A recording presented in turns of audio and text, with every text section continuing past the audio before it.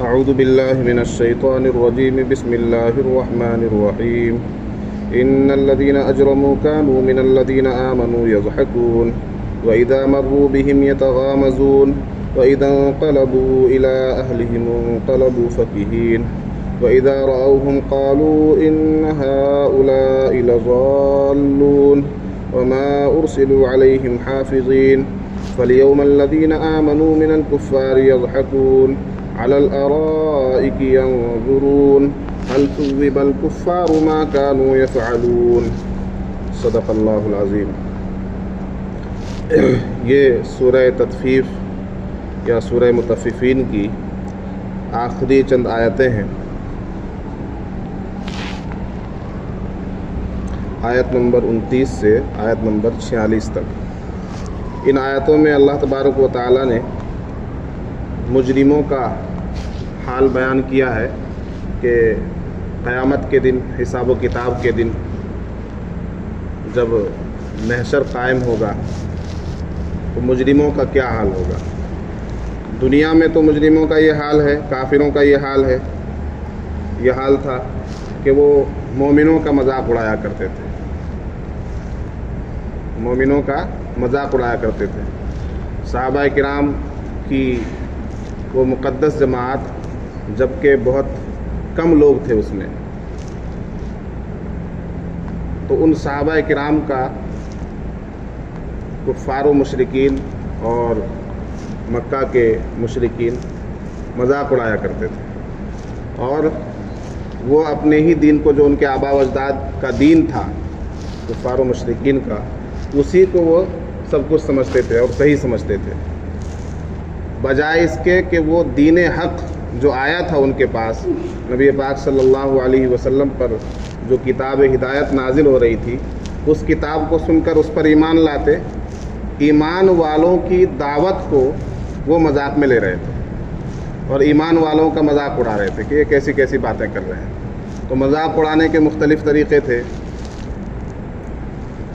وہ ہنسی اور ٹھٹھا کیا کرتے تھے ان کو دیکھ کر، ایمان والوں کو، کہ دیکھو یہی ہے وہ جو نئی نئی باتیں کرتے ہیں، پرانی باتیں کرتے ہیں، گزشتہ لوگوں کی باتیں کرتے ہیں، زمین کے اندر کی باتیں کرتے ہیں، آسمان کے اوپر کی باتیں کرتے ہیں۔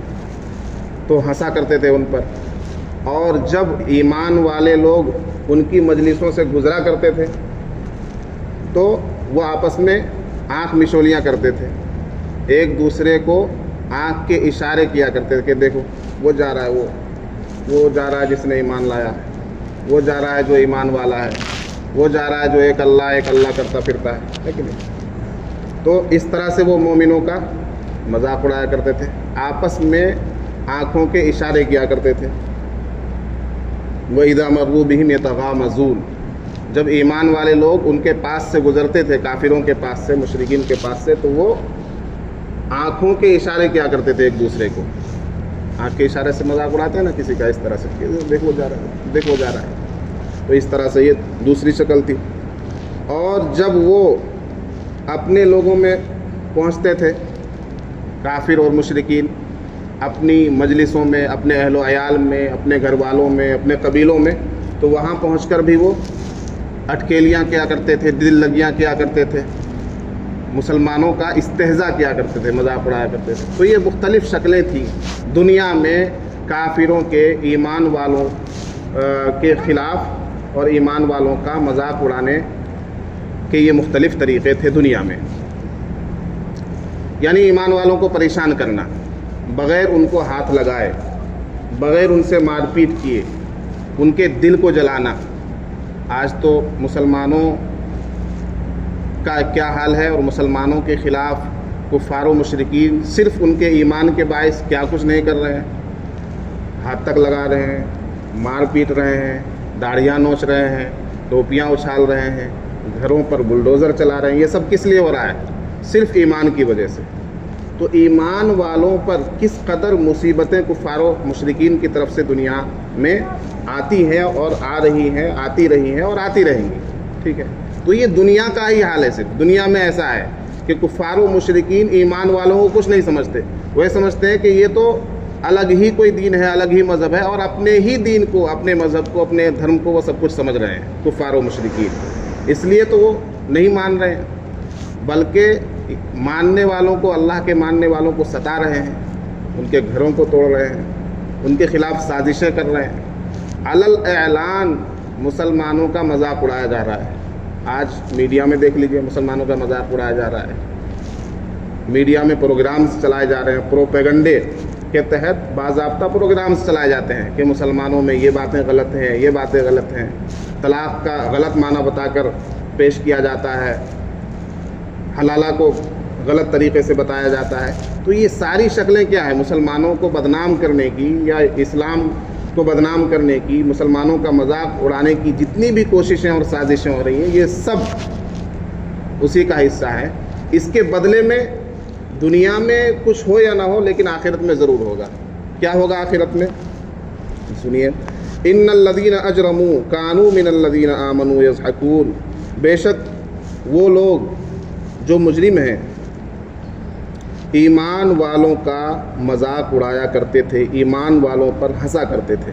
ان الذین اجرموا کانوا من الذین آمنوا یضحکون، بے شک مجرمین ایمان والوں پر ہنسا کرتے تھے۔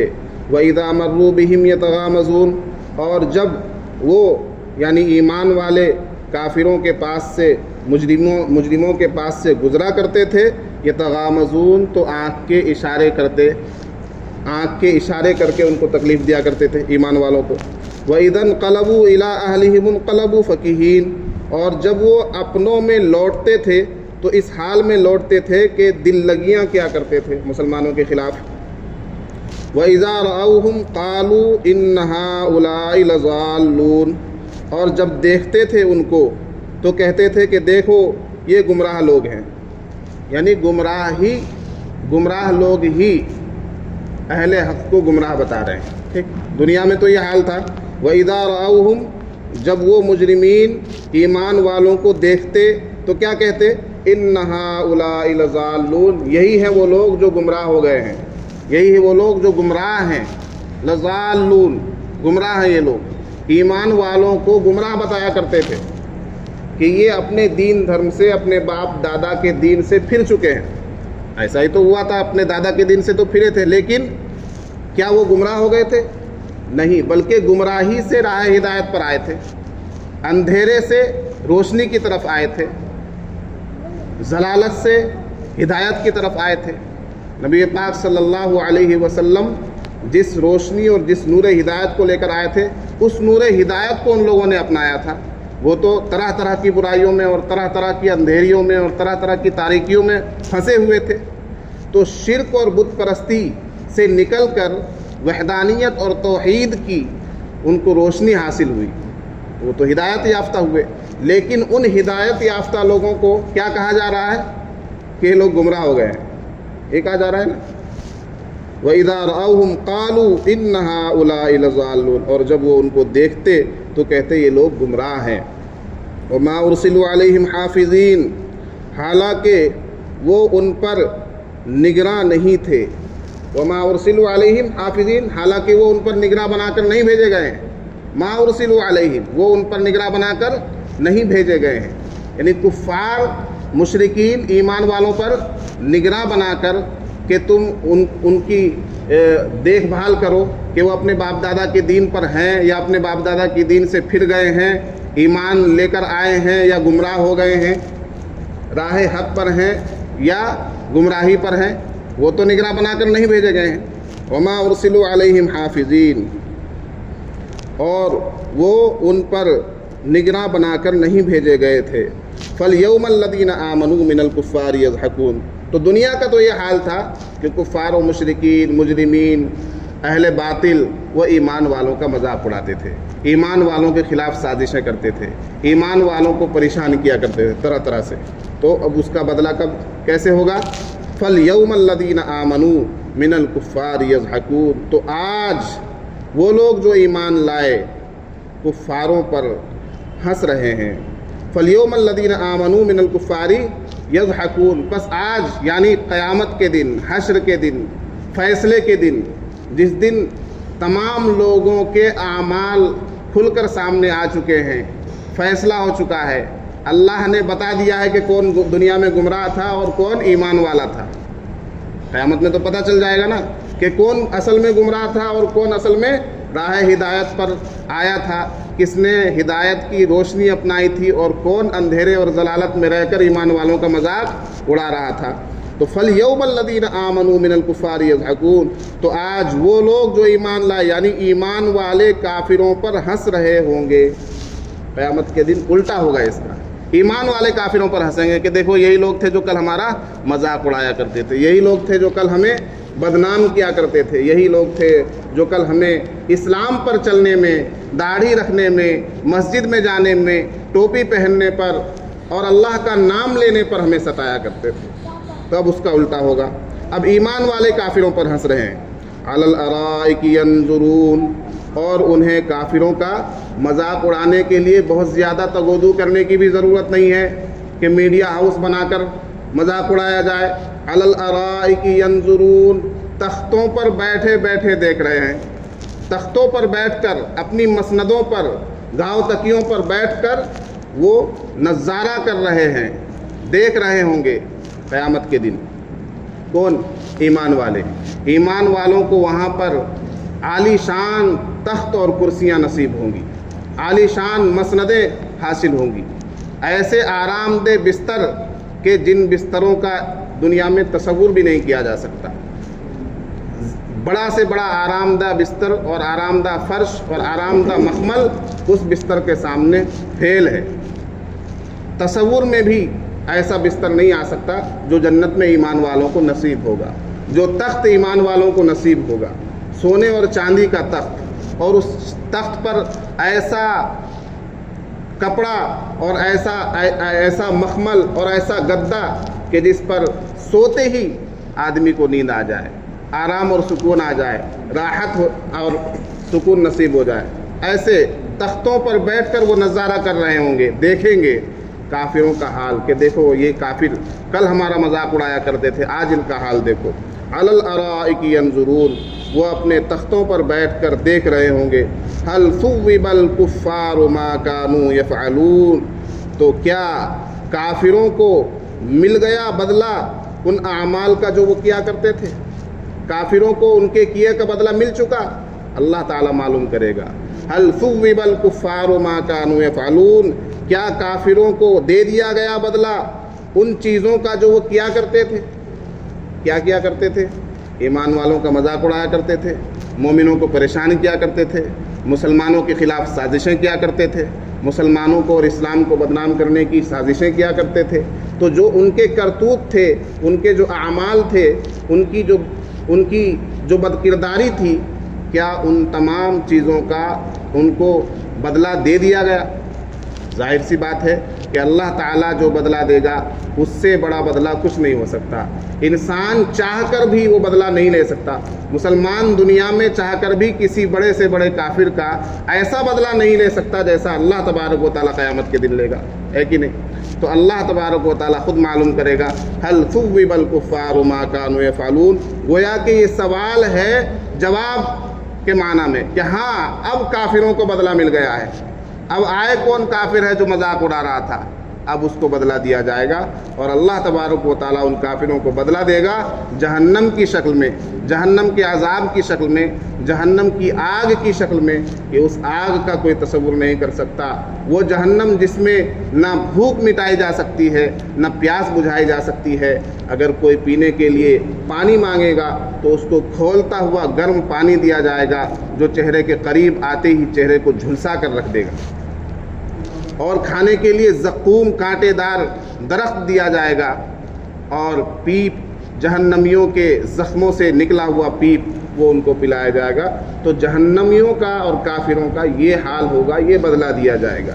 اس لیے ان آیات سے جو ہمیں سبق مل رہا ہے وہ یہ کہ دنیا میں اگر ہمارے ساتھ پریشانیاں آ رہی ہیں، اگر ہم پر مصیبتیں ٹوٹ رہی ہیں، اگر ہم کافروں کے طعنے سہ رہے ہیں، اگر مشرکین سے ہم دبے ہوئے ہیں اور ان کی ان کے ظلم و ستم کا نشانہ بن رہے ہیں تو ہمیں گھبرانے کی ضرورت نہیں ہے، بلکہ ہمیں انتظار کرنا چاہیے اس دن کا جو فیصلے کا دن ہوگا، ہمیں انتظار کرنا چاہیے اس دن کا جو قیامت کا دن ہوگا، ہمیں انتظار کرنا چاہیے اس دن کا جس دن میں اللہ تبارک و تعالیٰ دودھ کا دودھ اور پانی کا پانی کر دے گا، اہل جزا کو جزا دے گا اور سزا کے مستحق لوگوں کو سزا دے گا۔